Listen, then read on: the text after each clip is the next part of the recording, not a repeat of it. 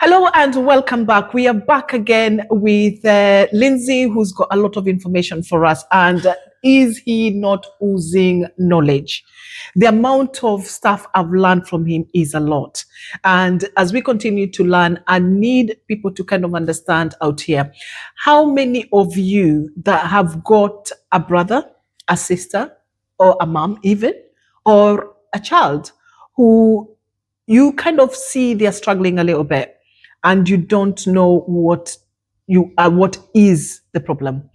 The problem is sometimes when you have people like Lindsay who can speak for himself, who can be able to explain to you what they're doing, it is so hard to put a finger on what really is a bit amiss. So the reason why we share this knowledge is for that, because everything I'm sure Lindsay is saying right here can resonate with some of you who are out there. So if you have an inkling that something is missing, ask for help. Do not hesitate. Because Lindsay got lucky where he ended up being aware from the age of 30. But some children don't get the advantage where they are helped and they seem to struggle a bit more. So as we continue, we're going to get Lindsay to let us know how he was aware something was not just adding up. And he's given a good theory of a cake, something about a cake. So I will let him explain more and let us know how well we can understand how he started on it.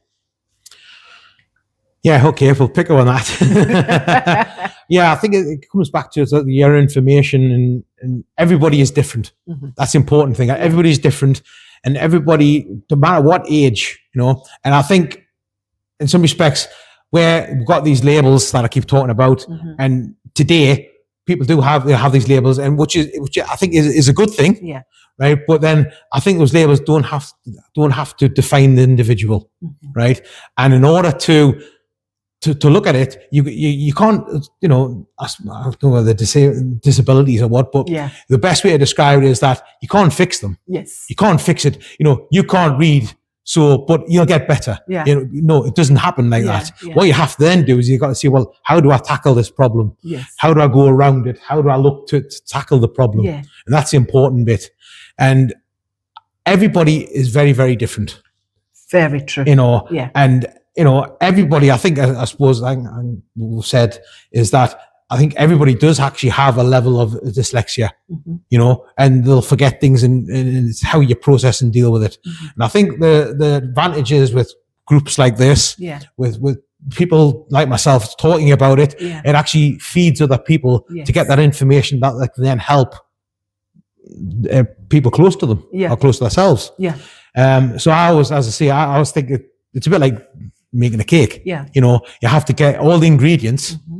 Right, that's all these ideas of how you tackle it, at what level, and then you take it, and then you use it. Yeah. And what happens with a cake is a lot of the time it fails, yeah. because you haven't got that mix right, and a lot of it comes down to the individual circumstances. Yes. So an individual child, for example, might be struggle with one particular area, yes, but with the right encouragement, yeah. can make that area really, really, really strong. Yes. And then they can then start to communicate, mm-hmm. which then obviously makes them feel part of, I suppose, society in that respect. Yeah. So as soon as they get that communication going, it makes it easier for them. You see, that is where it's very important, because we don't want children out there who, whenever they get frustrated, because I think all children do this, especially because we always say early intervention is key.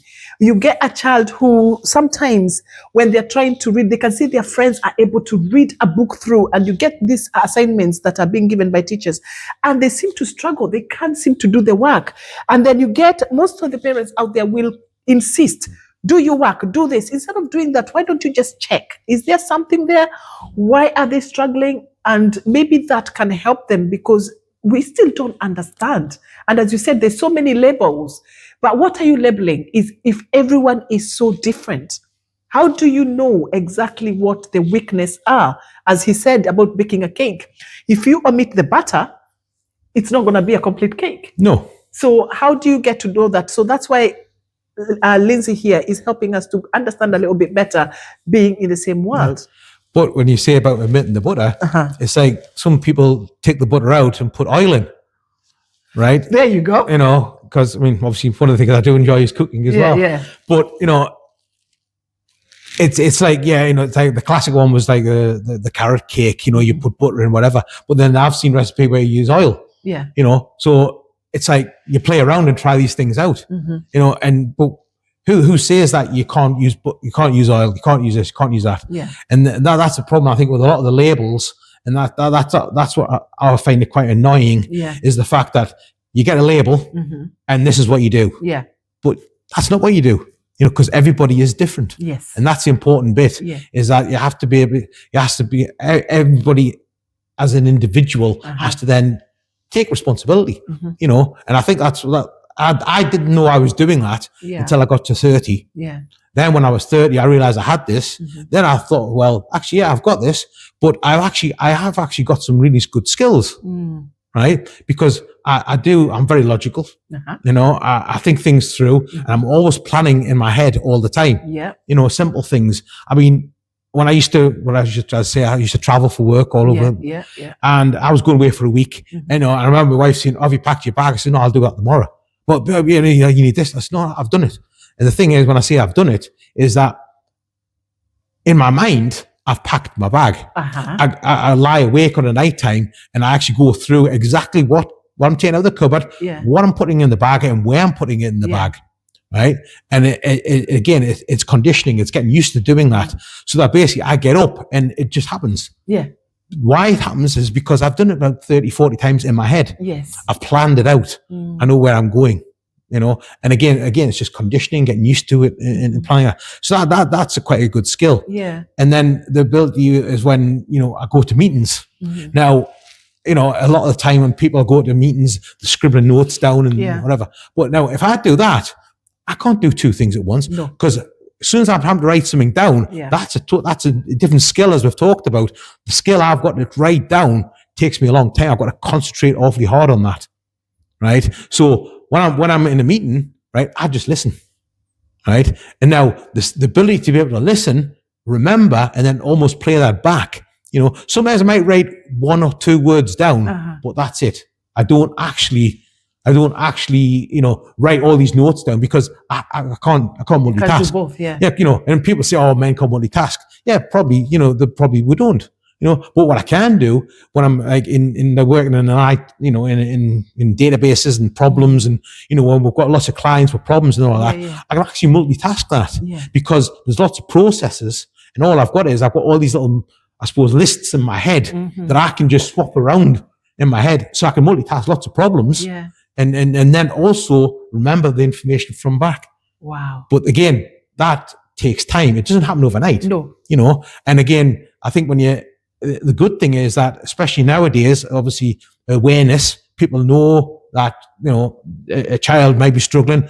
Oh, I've got an inkling, maybe not, you don't know. But again, don't say it as a failure, and don't try and correct it. Exactly. Don't try and correct it. What you have to do is you have to then give him the tools, or give the child the tools in order to blossom. Absolutely correct. I couldn't say it any better, because that is now you going into their world, other than trying to fit them into a world, because they can't, can they? Yeah. But then if you can give them those tools, they then have, you know, the ability, and then they will shine, because it's like myself. It's like, English isn't strong, you know, but I'm good at computing. I'm good at logic. I'm good at thinking things through, you know, and then just taking the simplest things. It's like, you know, I go on calls with meetings and, oh, there's this and this and this. Oh, this has happened. That's happened. This happened. And eventually I'll just step back and go, right, okay. So basically boiling all that down to A, B, C.